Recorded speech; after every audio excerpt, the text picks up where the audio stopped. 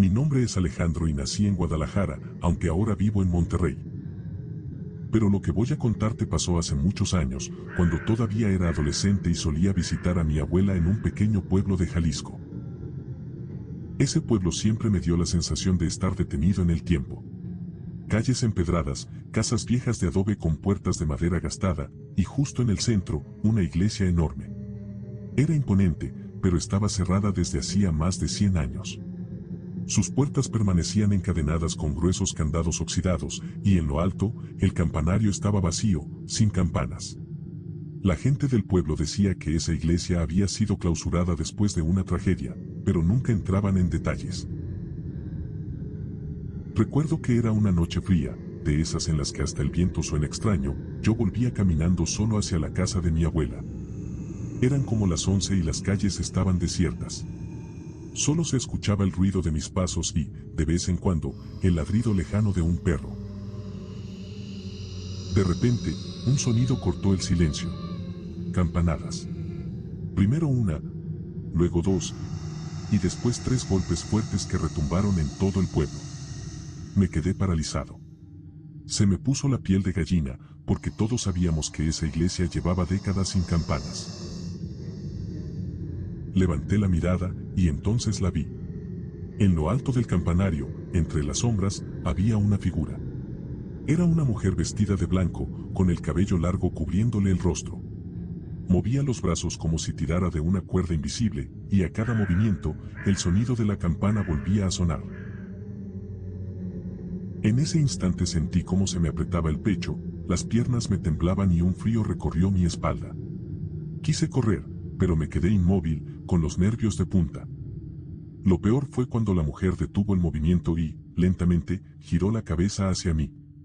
Aunque no podía ver su rostro, juro que sentí que me miraba. Corrí lo más rápido que pude hasta la casa de mi abuela. Entré agitado, sudando, con el corazón a mil. Ella me vio pálido y me preguntó qué me pasaba. Le conté lo que había visto, esperando que se riera o me dijera que estaba imaginando cosas. Pero mi abuela se quedó seria, y tras unos segundos, me dijo, ¿ya la viste? La mujer del campanario. Me explicó que hacía muchos años, cuando la iglesia aún estaba abierta, había una joven encargada de tocar las campanas en las misas. Dicen que se enamoró de un sacerdote, y que al descubrirse el romance, los expulsaron a ambos. La muchacha no soportó la humillación y una noche subió sola al campanario, y allí se quitó la vida colgándose de la cuerda de las campanas. Desde entonces, la iglesia fue clausurada. Los vecinos dicen que, de vez en cuando, en noches frías, su espíritu regresa a tocar las campanas, buscando que alguien la escuche. Esa fue la primera y única vez que la vi, pero cada que regreso a ese pueblo, paso lejos de esa iglesia, porque aunque nadie lo admite abiertamente, todos saben que en el campanario aún suena una campana que en realidad ya no existe.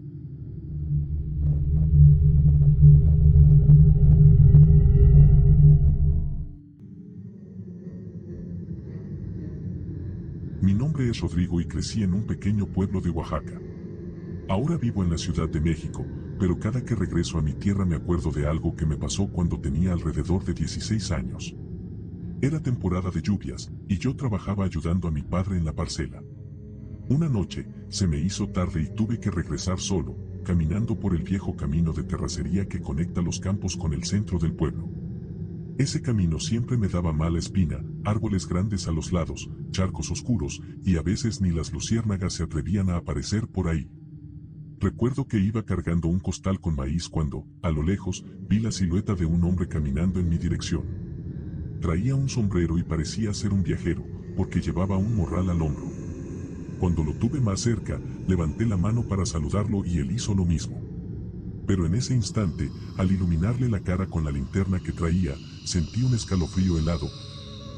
No tenía rostro, ni ojos, ni boca, ni nariz. Solo una piel lisa, como si alguien hubiera borrado sus facciones. Se me cortó la respiración, el costal se me cayó de las manos y sentí un nudo en la garganta. Mis piernas se pusieron rígidas, y por unos segundos no pude moverme. Aquella figura me seguía mirando desde lejos. O al menos eso parecía. De pronto, El hombre sin rostro giró lentamente y se adentró en el monte, perdiéndose entre los árboles. Yo salí corriendo con todas mis fuerzas hasta llegar a la primera casa del pueblo. Al llegar, casi sin aire, me encontré con don Eusebio, un anciano que conocía todas las historias del lugar. Me vio tan pálido que me hizo pasar y me preguntó qué había visto. Cuando le conté, no pareció sorprendido. Solo suspiró y me dijo, no eres el primero, muchacho. Ese es el forastero del camino. Me explicó que muchos años atrás, un viajero había llegado al pueblo buscando dónde dormir. Nadie quiso recibirlo porque decían que traía malas intenciones. Esa misma noche lo encontraron muerto en el cruce de los caminos, y lo enterraron sin siquiera ponerle una lápida. Desde entonces, dicen que su alma vaga buscando llegar al pueblo, pero que ya no tiene rostro porque nadie quiso recordarlo. Nunca volví a pasar por ese camino después del anochecer. Y cada vez que alguien menciona haber visto a un caminante extraño por ahí, yo prefiero no preguntar demasiado.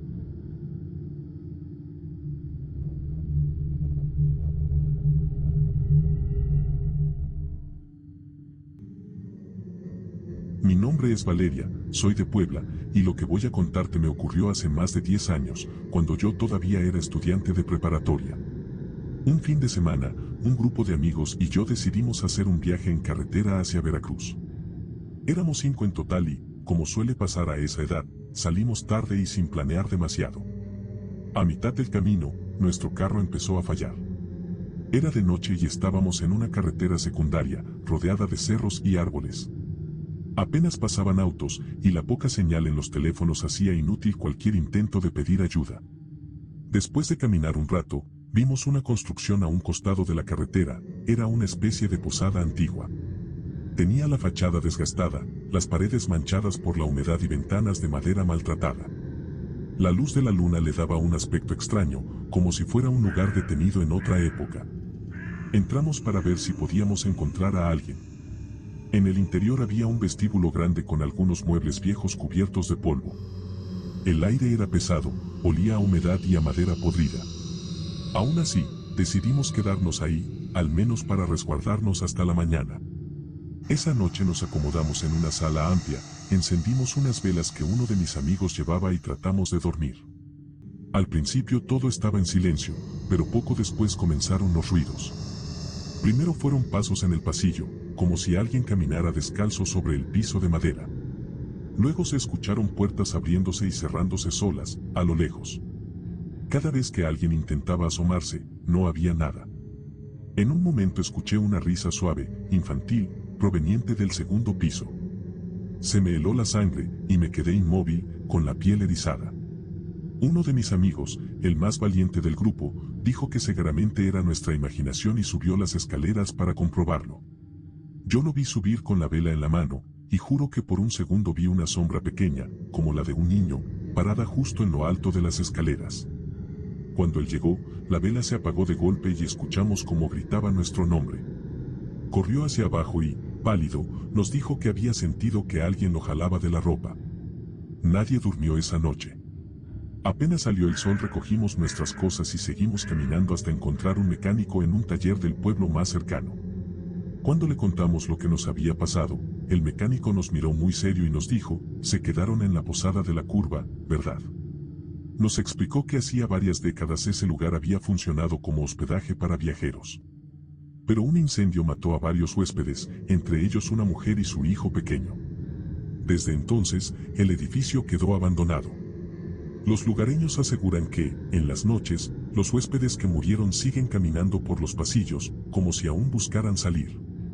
Yo no sé si lo que vimos fue real o sugestión, pero desde entonces, cada que paso por esa carretera y miro esa posada derrumbándose poco a poco, recuerdo la risa de ese niño y se me pone la piel de gallina.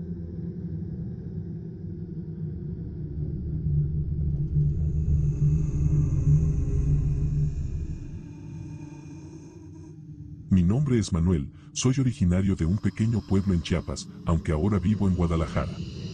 Lo que voy a contarte ocurrió cuando yo tenía 19 años, en un tiempo en el que trabajaba como ayudante de sepulturero en el panteón municipal. El cementerio de mi pueblo está en lo alto de un cerro. Para llegar hay que caminar por un sendero de tierra rodeado de árboles altos que apenas dejan pasar la luz de la luna. Durante el día el lugar parece tranquilo, lleno de flores y cruces blancas, pero de noche se transforma, el aire se vuelve pesado, el silencio duele en los oídos y cualquier sonido, por mínimo que sea, parece un grito en medio de la oscuridad.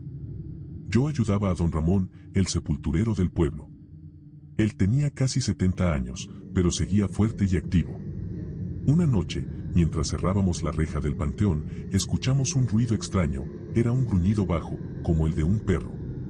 Al voltear, vimos a un enorme perro negro parado frente al mausoleo más antiguo. El animal nos miraba fijamente, con unos ojos brillantes que parecían encenderse en la penumbra. Me dio un escalofrío inmediato, se me erizó la piel y sentí como las piernas me temblaban. Don Ramón, en cambio, no parecía sorprendido. Solo murmuró: Otra vez está aquí. El perro permaneció quieto unos segundos y luego desapareció entre las sombras del cementerio. Caminó sin hacer ruido, como si flotara. Esa misma noche, mientras guardábamos las herramientas, escuchamos pasos detrás de nosotros. Cuando volteamos, no había nadie, pero el aire estaba helado, como si alguien invisible hubiera pasado a nuestro lado. Con nervios, le pregunté a don Ramón qué estaba pasando. Él suspiró y me contó una historia que jamás he podido olvidar. Me dijo que ese mausoleo pertenecía a la familia del primer sepulturero del pueblo, un hombre llamado Jacinto, que había trabajado allí hace más de 100 años. Según la gente, Jacinto se tomaba su labor tan en serio que nunca permitió que nadie profanara una tumba. Era respetado, pero también temido por su carácter duro. Cuando murió, lo enterraron en ese mismo panteón, justo al pie del mausoleo más viejo. A los pocos días, comenzaron a aparecer historias de un perro negro que rondaba por las tumbas. Decían que aquel perro era la forma en la que el espíritu de Jacinto había regresado para seguir cuidando el lugar. Don Ramón me aseguró que él mismo lo había visto muchas veces y que jamás había hecho daño a nadie, siempre y cuando se tratara de visitantes con respeto. Pero que quienes intentaban robar flores, romper cruces o entrar sin permiso, no salían bien librados. Esa noche, cuando regresé a mi casa, todavía tenía la imagen del perro en la mente. Cerraba los ojos y lo veía parado frente al mausoleo, con esos ojos brillando en la oscuridad. Hasta el día de hoy, cada vez que vuelvo a ese cementerio, dejo una flor en la tumba de Jacinto. No sé si sirve de algo, pero quiero creer que es mi manera de pedirle permiso, porque siento que ese guardián aún sigue ahí, Vigilando en silencio.